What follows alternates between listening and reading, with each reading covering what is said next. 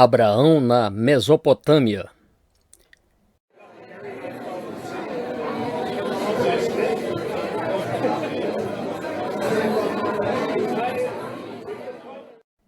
E disse o sumo sacerdote: porventura é isto assim? E ele disse: varões, irmãos e pais, ouvi.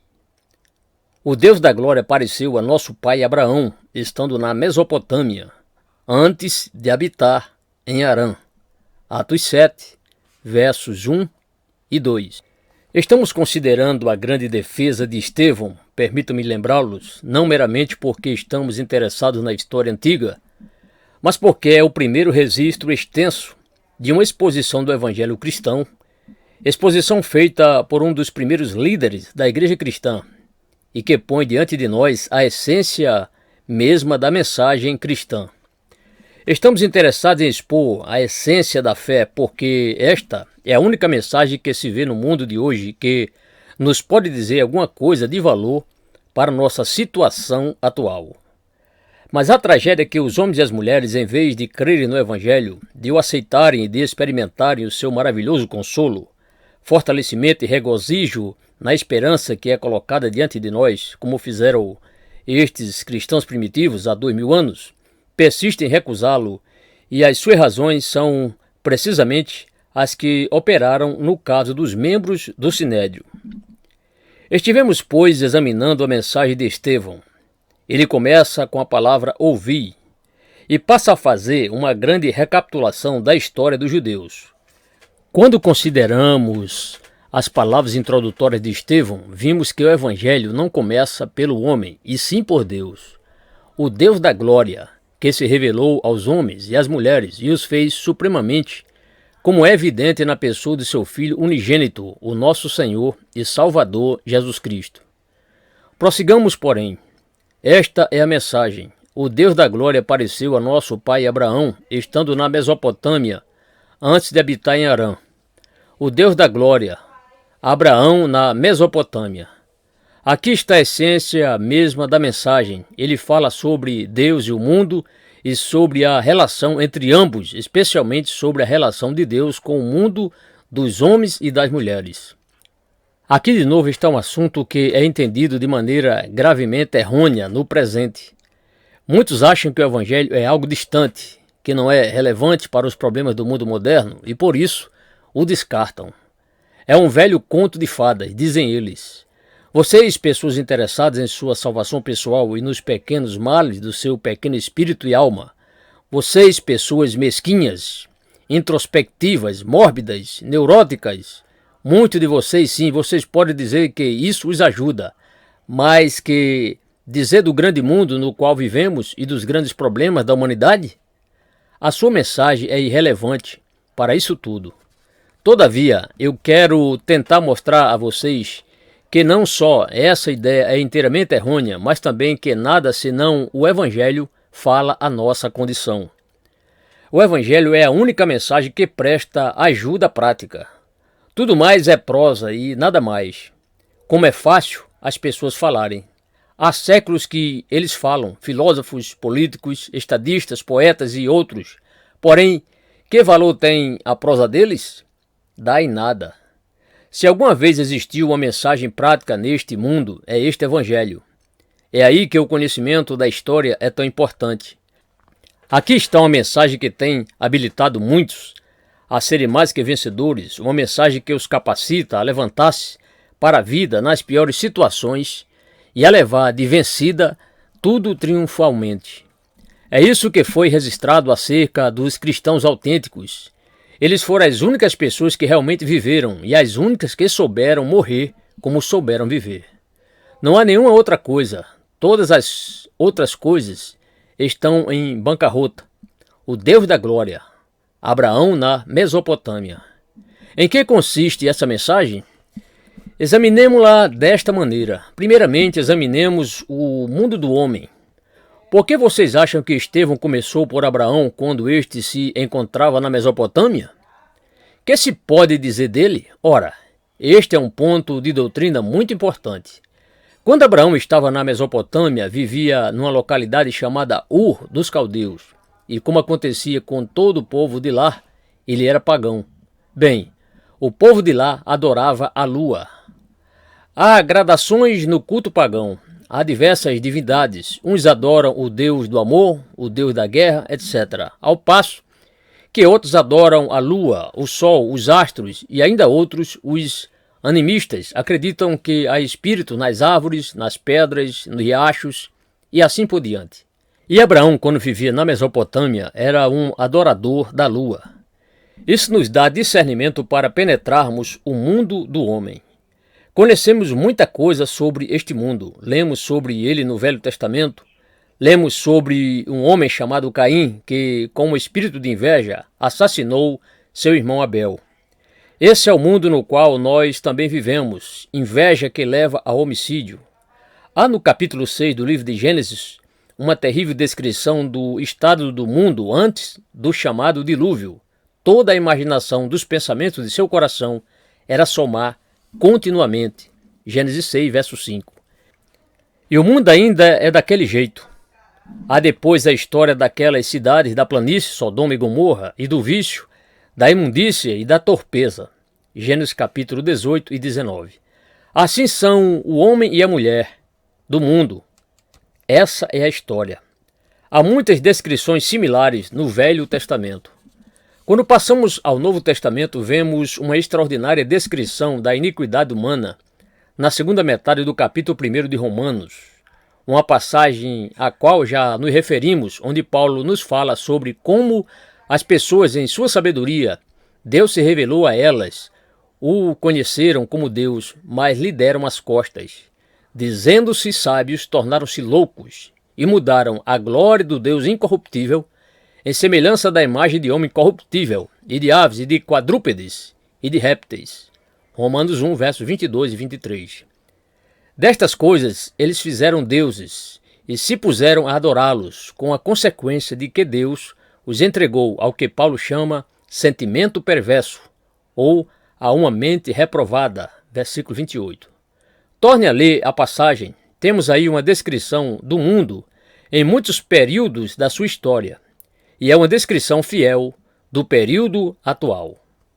Pelo que Deus os abandonou às paixões infames, porque até as suas mulheres mudaram o uso natural, no contrário à natureza, e semelhantemente também os varões, deixando o uso natural da mulher, se inflamaram em sua sensualidade, uns para com os outros, varão com varão, cometendo torpeza e recebendo em si mesmos a recompensa que convinha ao seu erro. Romanos 1, 26 e 27. E a descrição continua.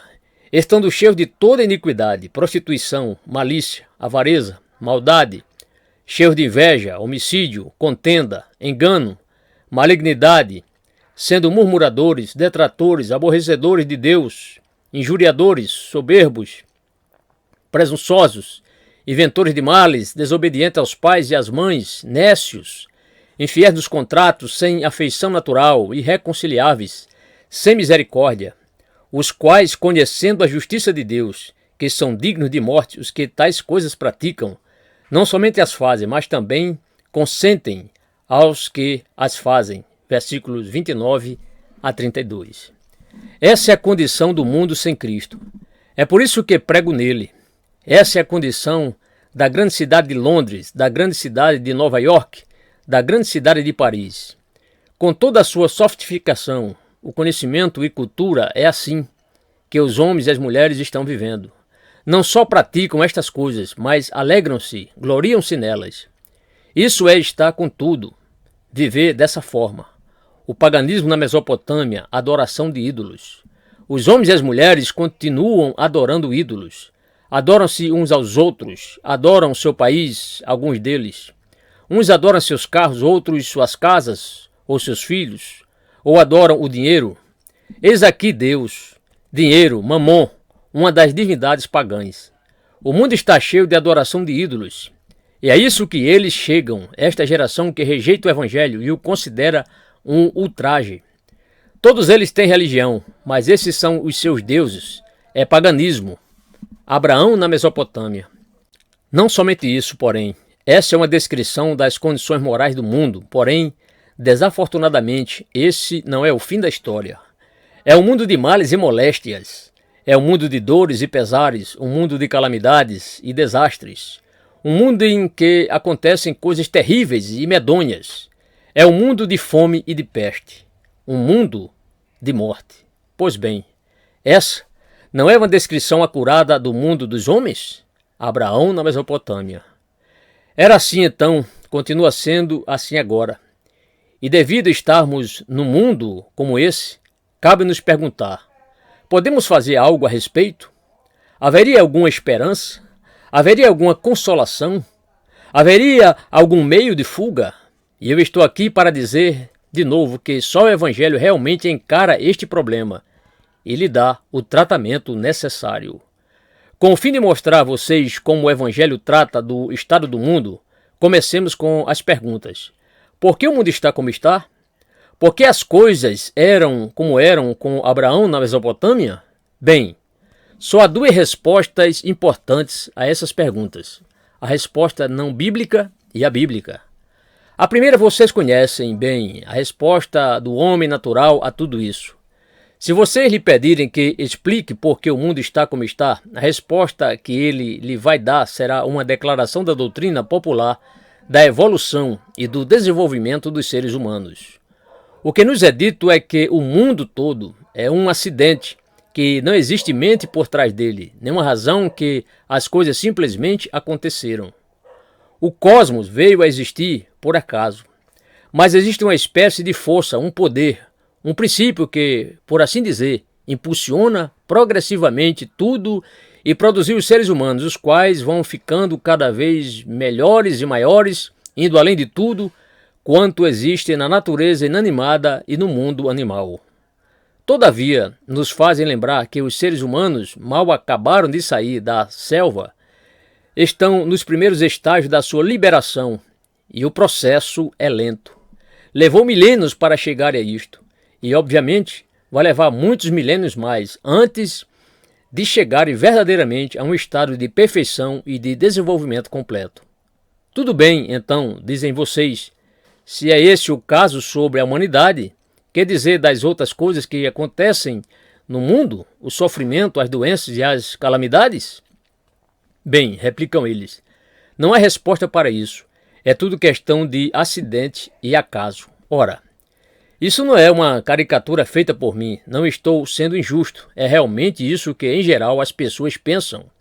Os humanistas científicos e mesmo os humanistas clássicos não têm nada mais que isso para dizer. Eles insistem que não é possível discernir nenhum propósito em nenhuma parte da história. As coisas simplesmente acontecem.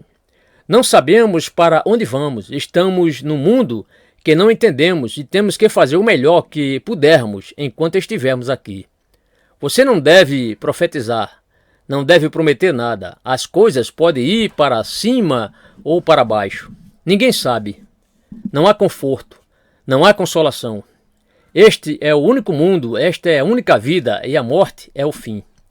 Essas pessoas não têm nenhuma prova que dê suporte às suas asserções, porém elas insistem em que estão certas. Esta é a falência do homem face ao seu próprio problema no mundo que ignora a revelação bíblica. Por isso veio a revelação bíblica, que é a segunda grande resposta ao problema de por que as coisas estão como eu tentei descrevê-las. E a resposta da Bíblia é que nem sempre as coisas foram como elas são hoje, mas que o mundo foi feito perfeito e foi feito perfeito por Deus.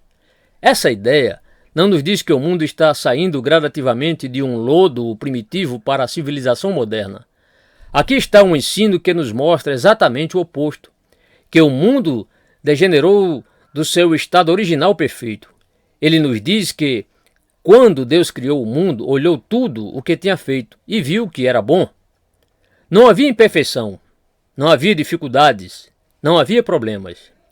Não havia enfermidades, não havia pestes, não havia morte, quando tudo saiu das mãos de Deus. Paraíso, perfeição. Então, por que será que as coisas estão como estão agora? A Bíblia tem sua resposta. Ela nos diz que houve uma rebelião nos lugares angélicos, que um espírito angélico extraordinariamente brilhante em seu orgulho, rebelou-se contra Deus. A Bíblia chama esse espírito de diabo e nos narra que, quando ele caiu, muitos anjos caíram com ele. Esse espírito angélico agora é o grande antagonista de Deus. Ele odeia Deus com todas as veras do seu ser.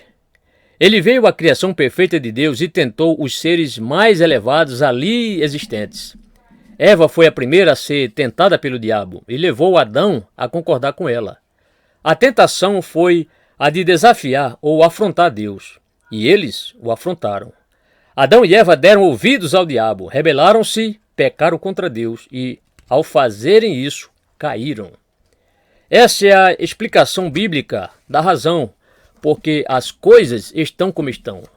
Aqui está a primeira declaração do Evangelho. Digo de novo, arriscando-me a ser mal compreendido, que o Evangelho não começa pela declaração: venha Jesus, venha a este amigo que está pronto a recebê-lo.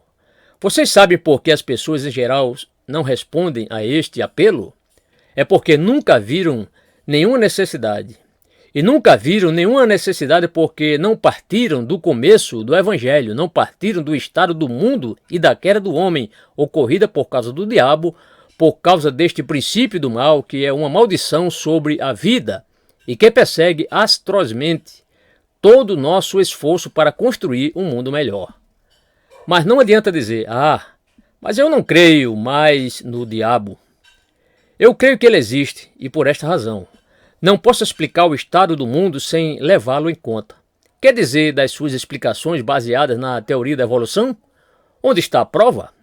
Está totalmente do lado contrário, não está? Logo, a primeira grande explicação do estado do mundo é a narrativa bíblica da queda. Mas permita que eu prossiga. Qual é, então, talvez vocês me perguntem, a relação de Deus com este mundo decaído como está? Esta é a realidade vital que vocês precisam conhecer, e a Bíblia é bastante clara e inequívoca em sua resposta. Deus é o Criador e o proprietário deste mundo. Ele é o seu sustentador. Ele o mantém em andamento. Sem ele, o mundo entraria em colapso. Não somente isso, ele é o governador do mundo. E mais que isso, é o juiz do mundo. Este Abraão, a respeito de quem estamos lendo, proferiu uma grande declaração: não faria justiça ao juiz de toda a terra? Gênesis 18, 25. Deus é o juiz eterno. Dou ênfase ao fato de que Deus é o juiz porque isso nos leva à explicação de por que as coisas estão como estão no mundo e com a humanidade. O mundo em que eu e vocês vivemos está sob o juízo de Deus. Se vocês não entenderem isso, nunca entenderão o Evangelho. Não é de admirar que as pessoas que não entendem isso rejeitam o Evangelho. Tais pessoas não pensam em profundidade, pensam superficialmente. Torno a dizer que o mundo e cada homem e mulher individualmente estão sob o juízo de Deus. É por isso que quando o homem caiu, foi expulso do paraíso. Foi uma parte do seu castigo. Ele desobedeceu a Deus e rebelou-se contra ele, razão pela qual não lhe foi mais permitido permanecer no jardim do Éden e simplesmente apanhar o fruto e comê-lo. Não. Ele foi punido e a sua punição foi que ele foi expulso e foi condenado a trabalhar por seu pão com o suor do seu rosto. Dificuldades, problemas começaram então a amontoar-se sobre ele. Ele estava espiritualmente morto, tinha perdido a visão da face de Deus e continuou a decair até chegar à pavorosa condição anterior ao dilúvio, condição que descrevi a vocês. Isso aconteceu com todos os indivíduos do mundo. E a consequência é que o mundo inteiro está sofrendo. Tudo isso veio como resultado do pecado do homem. Temos agora aqui algo que eu quero colocar diante de vocês particularmente nesta ocasião. Estou certo de que todos nós temos em mente a terrível tragédia, a calamidade que ocorreu em Gales do Sul sexta-feira. E a questão que as pessoas levantam é: por que acontece esse tipo de coisa? Se Deus é um Deus de amor, por que permite coisas como esta? Essas são as perguntas que estão sendo feitas. Mas as pessoas estão julgando o Senhor pelo débil senso delas e estão saltando para conclusões precipitadas e superficiais, sem saber o que estão dizendo. Contudo, esperem um minuto. Aqui está a resposta. Em consequência do pecado, da rebelião e da queda, todo o mundo sofre. Com a expressão o mundo, não me refiro somente ao homem, porém também aos animais e à criação em geral. Tudo sofre. No capítulo 3 de Gênesis nos é dito que uma parte do castigo imposto por Deus pelo pecado do homem foi que ele amaldiçoou a terra. E este é um fato que não deixa dúvidas, como Paulo esclarece na Epístola aos Romanos. No capítulo 8 ele diz: a criação ficou sujeita à vaidade, não por sua vontade, mas por causa do que, isto é, daquele que a sujeitou na esperança. Versículo 20. O apóstolo tinha acabado de dizer: porque para mim tenho por certo que as aflições deste tempo presente não são para comparar com a glória que em nós há de ser revelada. Porque a ardente expectação da criatura, os animais, as flores, as árvores, tudo espera a manifestação dos filhos de Deus. Versículo 18 e 19. E no versículo 22, Paulo diz: toda a criação geme e está juntamente com dores de parto até agora. Foi isso que aconteceu em Aberfã, o gemido da criação. As calamidades, as pestes, as tempestades, os ciclones, são o gemido da criação. Não era assim no princípio, e não era propósito que viesse a ser assim. Mas, segundo Paulo, veio a ser assim porque a criação ficou sujeita à vaidade, e não por sua vontade. A criação não pecou, foi o homem que pecou. Entretanto, porque o homem é o senhor da criação, quando ele peca e cai, toda a criação que está subordinada a ele é envolvida em seu crime e em seu castigo. O que o apóstolo está dizendo aqui em Romanos capítulo 8 é exatamente o que é declarado em Gênesis capítulo 3. Deus amaldiçoou a terra. Algo aconteceu com todo o universo em consequência do pecado do homem. E eu e vocês nunca vimos este mundo como ele era originalmente. Repito, que não havia calamidades no paraíso. A espécie de fato ocorrido sexta-feira passada não poderia ter acontecido lá.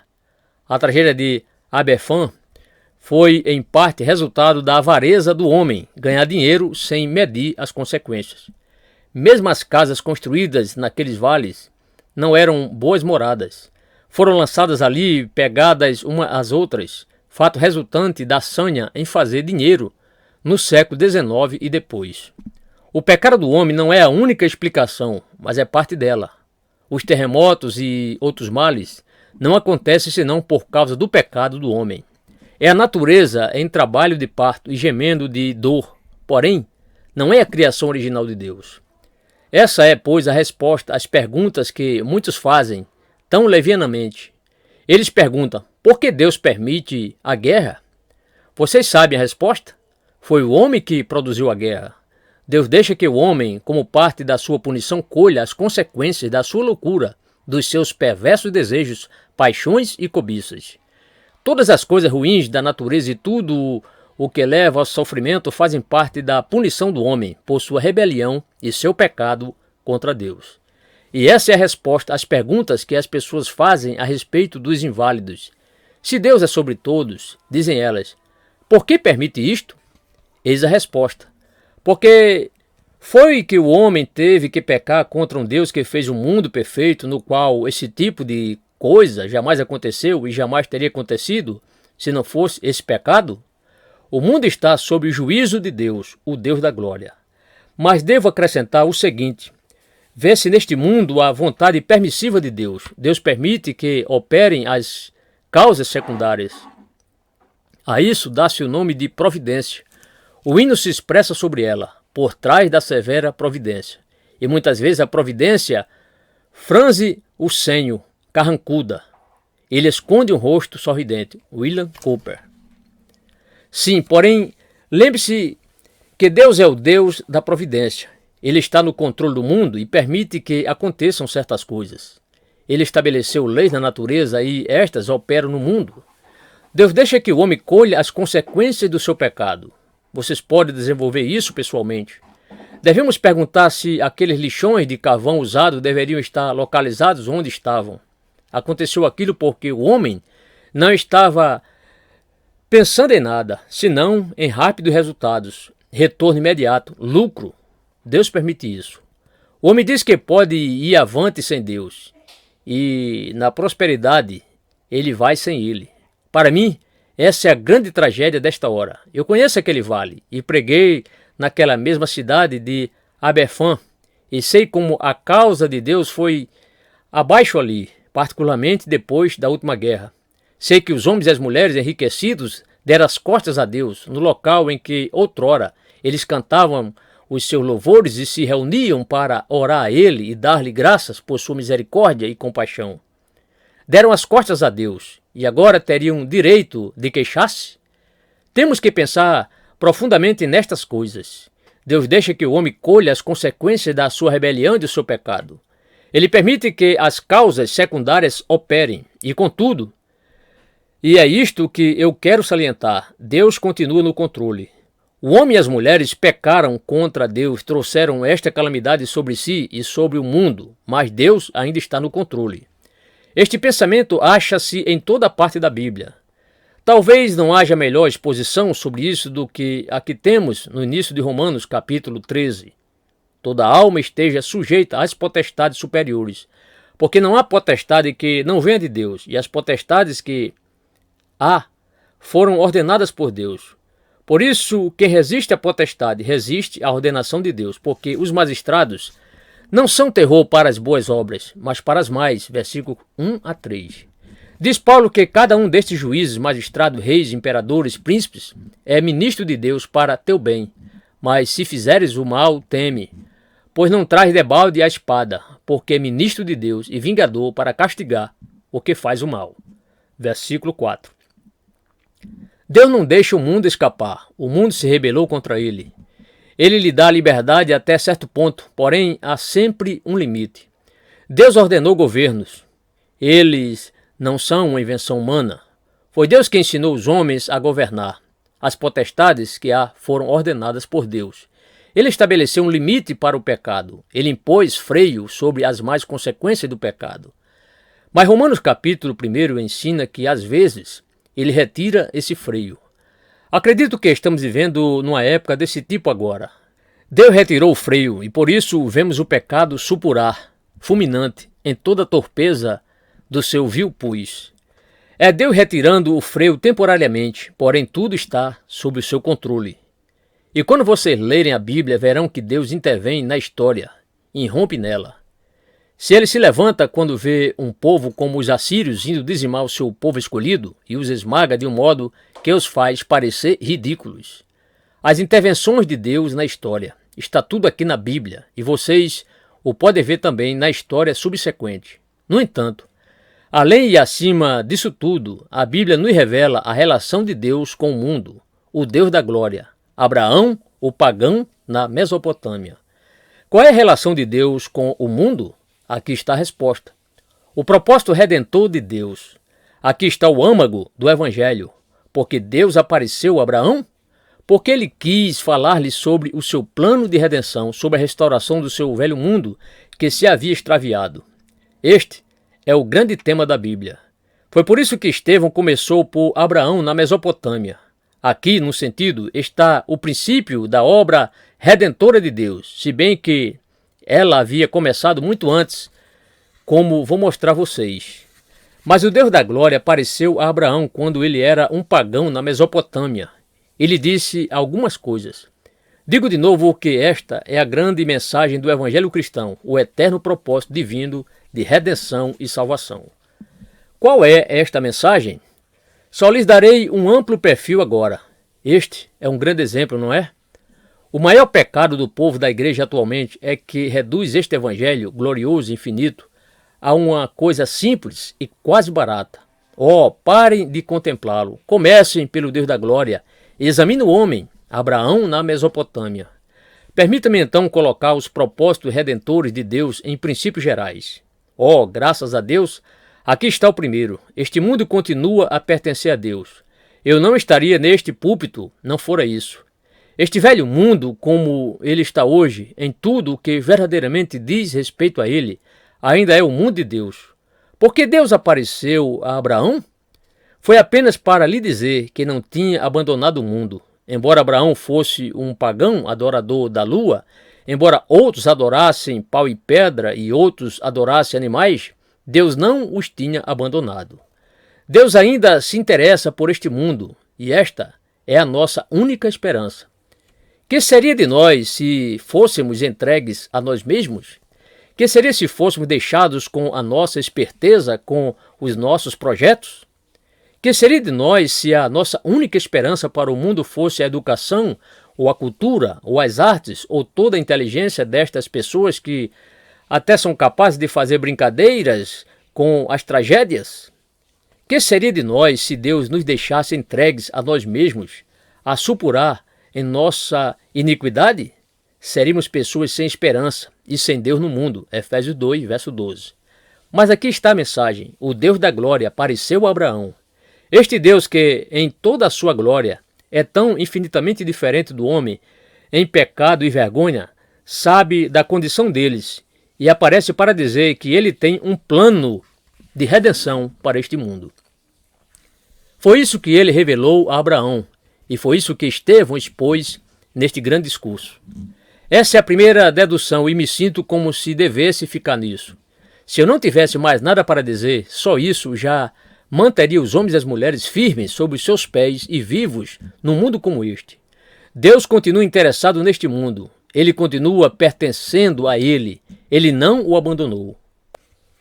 Contudo, acrescentando, permitam-me passar-lhes a segunda dedução que eu extraio das palavras de Estevão, o plano divino de redenção e da inteira iniciativa de Deus.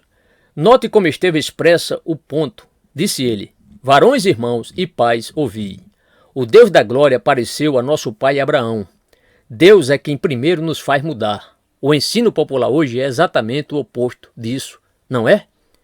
O ensino popular quer fazer-nos acreditar que Abraão de repente teve uma ideia, que Abraão, como pensador, começou a desenvolver as coisas e disse: afinal, a lua não pode ser uma deusa porque ela é impessoal.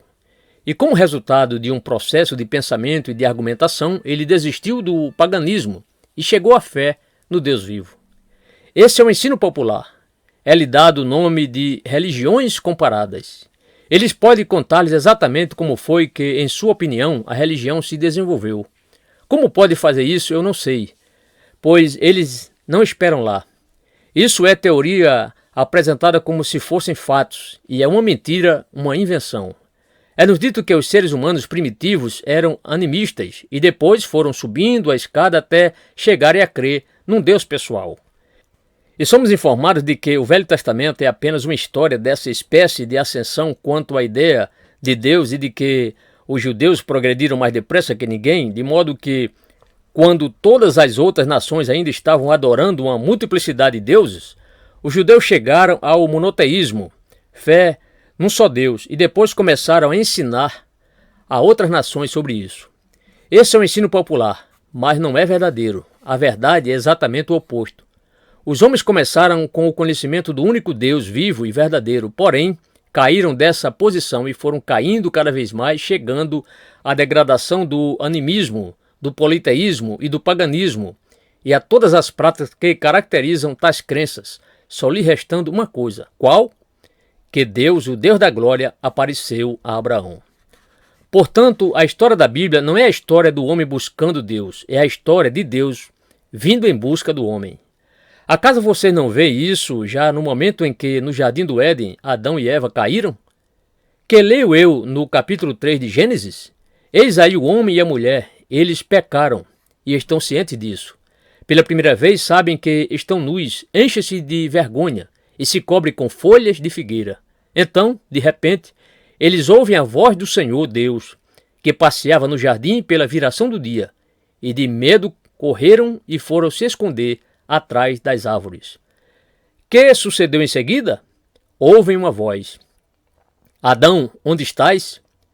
Deus aparece a Adão, apesar deste haver acabado de rebelar-se e de pecar, apesar de ter agido loucamente, apesar de estar consumido e coberto de vergonha. Adão, onde estás? Assim como posteriormente Deus falaria com Abraão, assim também falou com Adão aqui no Éden. Meu dileto amigo, não importa quanto você tenha caído em pecado, não importa quão vivo você é, ouça. Este mesmo Deus da glória interessa-se por você e conhece você, ouça-o. Esteja preparado. Você pode ouvi-lo, chamá-lo pelo nome e dizer: onde estás? Deixa de lado essa vergonha, deixa que eu fale contigo. E essa é a história geral da Bíblia. Observe Jacó. Jacó é um grande trapaceiro, não é? Ele foge de casa porque logrou seu próprio irmão, e lá está ele, cansado e exausto. Deita-se para dormir, pega uma pedra, põe debaixo da cabeça e dorme. E em seu sonho, Deus, o Deus da glória, lhe aparece e fala com ele. E Jacó acorda e diz: na verdade, o Senhor está neste lugar, e eu não sabia. Gênesis 28:16. É evidente que não. Ele não esteve procurando Deus, mas Deus, que sabe de tudo, sobre o seu medo e a sua vergonha, e o fizeram fugir. Deus vem em busca dele. Essa é a história geral do Evangelho. Vão aos Evangelhos, examine o Evangelho de Lucas. Como começa? Começa por um homem chamado Zacarias, que era um dos sacerdotes. Ele tinha um certo dever a cumprir e entrou no santo lugar do templo para cumpri-lo, como de costume. Subitamente, ele não estava esperando nada. Apareceu um anjo com uma mensagem e ele ficou mudo. Quando recuperou a fala, o que disse foi: Deus visitou e remiu o seu povo. Lucas 1, verso 68.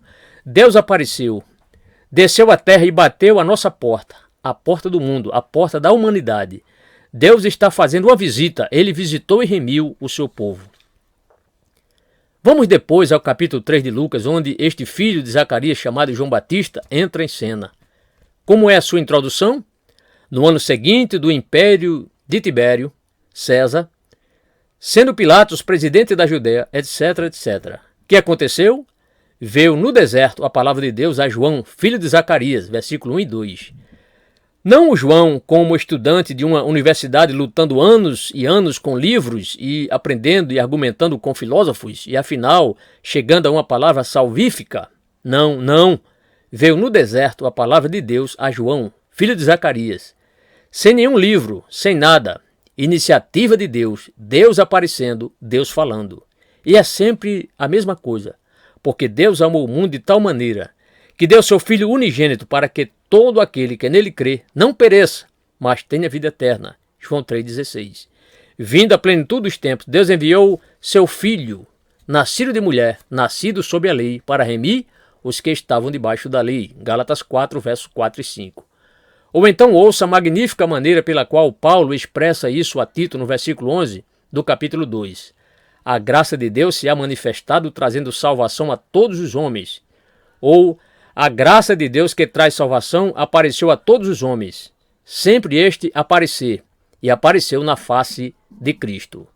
Ou vocês podem ouvir também o apóstolo estabelecer o mesmo ponto escrevendo a Timóteo. Sem dúvida alguma, grande é o mistério da piedade. Qual? Deus se manifestou em carne. 1 Timóteo 3,16. Deus apareceu em carne. Não mais alguma palavra, mas Deus veio na pessoa de seu Filho. Deus revelou-se. Deus apareceu. Veio estar entre nós.